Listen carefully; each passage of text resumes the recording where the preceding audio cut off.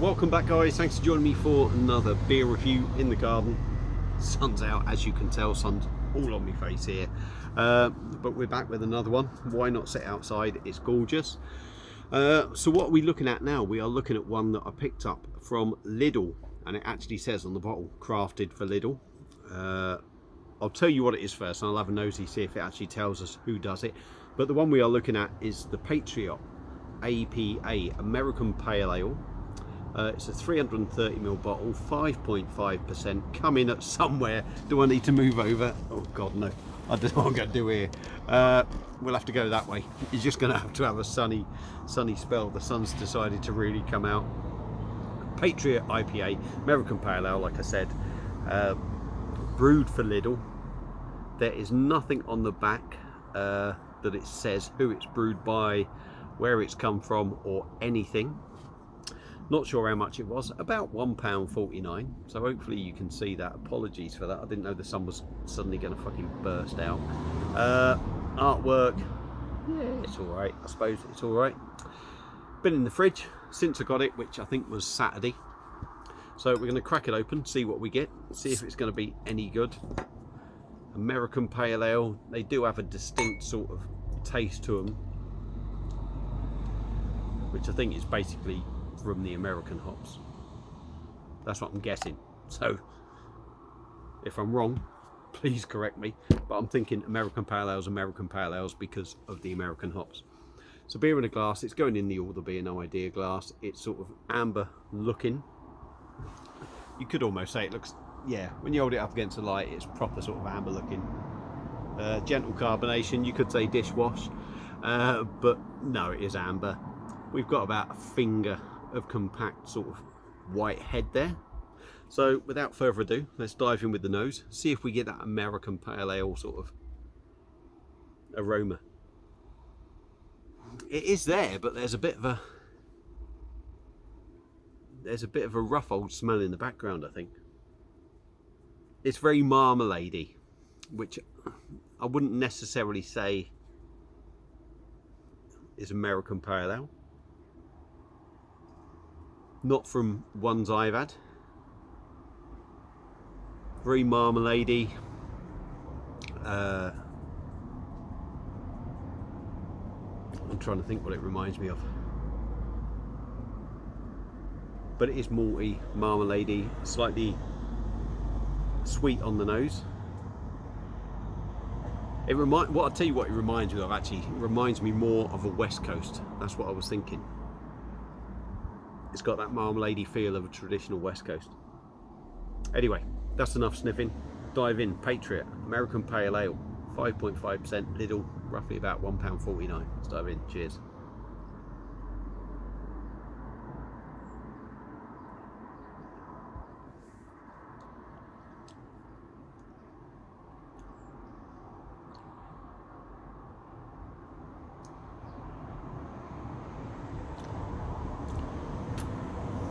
Yeah.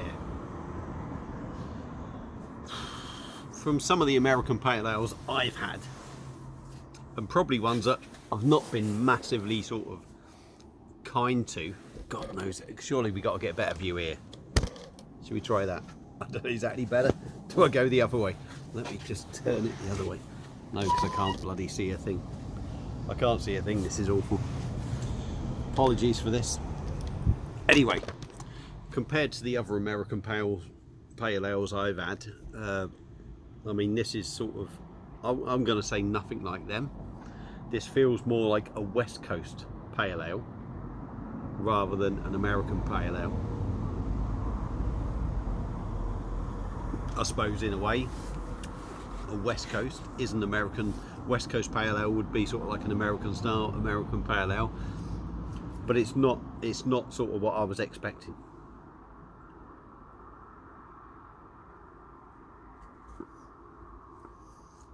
Body all right, 5.5%.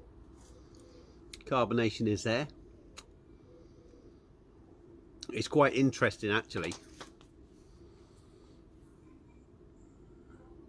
because I'm actually brewing Star and Stripes Pale Ale, which apparently is an American Pale Ale. But would I say that is going to be full-on proper American Pale Ale? Probably not. So I've got to be careful what I say, because I'm reviewing this and sort of saying it's not really sort of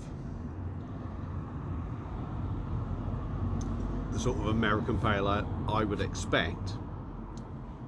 But also at the same time, in a few days, I'm going to be reviewing my own homebrew American Pale Ale, which I can't help but feel is probably maybe going to be a lot more like this. So where do you draw the lines of criticism? I suppose it's hard to tell really, isn't it? I always think if you buy something in a shop, it should be representing the style properly. Maybe this is representing a traditional American Pale Ale. Maybe that's the thing, I don't know. But yeah, body medium is okay. A gentle fizz in the mouth. It's very malty, has got a slight sweetness. I'm going to say there's a caramel note in there, a little bit marmalade-y.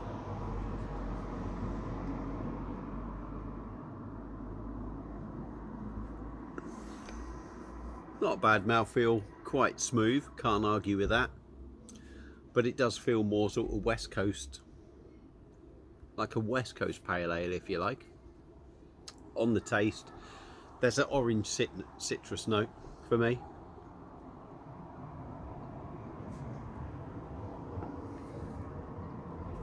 Malty, slightly sweet. Maybe a little tickle of caramel in the background. You do get a hint of bitterness in there, which I think when you leave it linger, you could, it tails off to possibly sort of like a grapefruit bitterness. But is it the American Pale Ale that I was expecting? Probably not.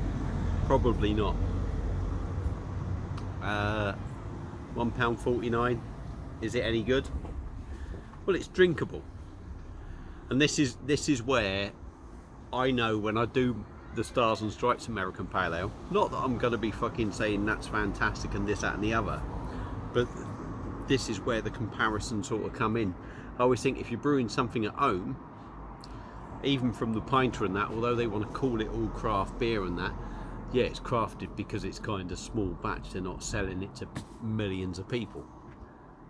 But I think it's going to be a traditional sort of pale ale, that one, American Pale Ale, and I think it will be quite like this. But I think when you're buying something in a shop that's bottled, that's calling itself something, for me, I expect it to be sort of craft, if you like. This feels very much sort of traditional. So when I compare it to the Stars and Stripes that I'm going to be tapping in a few days, that's where my opinions may differ. I think doing your home brew from the pinter, you don't sort of expect a craft beer experience, if you like. I think when you start buying bottles from the shops, certainly at Lidl, when they say crafted for Lidl and all this, that and the other, you expect a different experience. What do I think of it? It's certainly not, let me be sort of politically correct, if you like, or diplomatic. It's not an American Pale Ale as I was expecting, i.e. craft. It feels like a British brewed traditional American Pale Ale, which, like I say, is exactly what I'm expecting from the pinter. So in a sense I'm kind of disappointed, because it's not what I was expecting. But is it a bad beer? I wouldn't say it's a bad beer. It's a traditional sort of beer, brewed in very much a UK sort of style, traditional UK style. But like I say, I was expecting something a little bit different.